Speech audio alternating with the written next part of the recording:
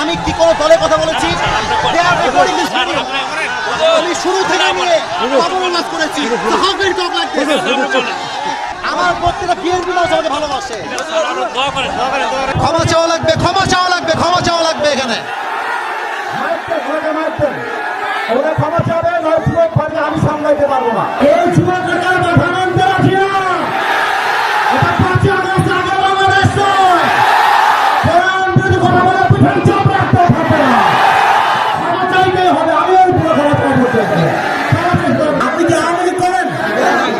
আপনি আওয়ামী লীগ থাকলে আপনি কথা বললেন। আল্লাহ করে আইন চাকরি কেন বলে দেবেন? আপনি সাহসকে দিয়েছেন।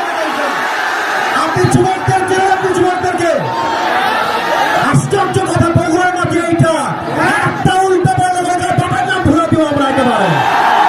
আমার ব্যাকগ্রাউন্ড চেক করবে আপনি। You have to check my background first, then you can comment on myself. বগুড়ার মাটি এইটা, বগুড়ার মাটিতে কেউ ইসলাম যদি কথা বলবে এটা বগুড়া সহ্য করতে পারবে না। আরে আমি তো শেখ হাসিনাকেই গুনি নাই, আপনি কোন মুখের জন্য? আমি কি করবেন আপনারা? আমাকে কি করবেন?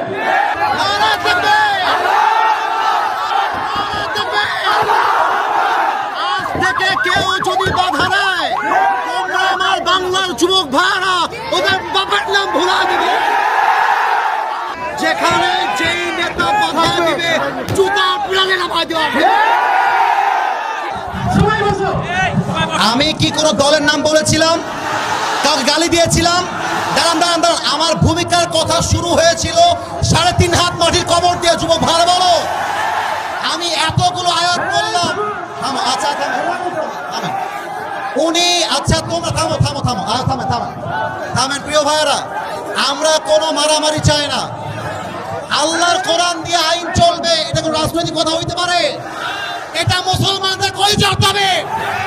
আগামী সংসদ চলবে কোরআন দিয়ে। সেই বেড়াবাদের পেছন রাখতেও থাকবে না। যুবক ভাইয়েরা আমার, আপনারা বুঝবেন আপনাদের এলাকায়। এটা আমি কিছু বলবো না আজকে। তোমরা আমার সঙ্গে থাকবো তো ইনশাআল্লাহ? তোমরা আমার পক্ষে আছো তো ইনশাআল্লাহ? আবার দেখা হবে রাসূলুল্লাহ ওয়া তাআলা ওয়াসিল মুমিনিন। ইনশাআল্লাহ দেখা হবে ইনশাআল্লাহ। দোয়া করে দেন, দোয়া করে দেন, দোয়া করে দেন।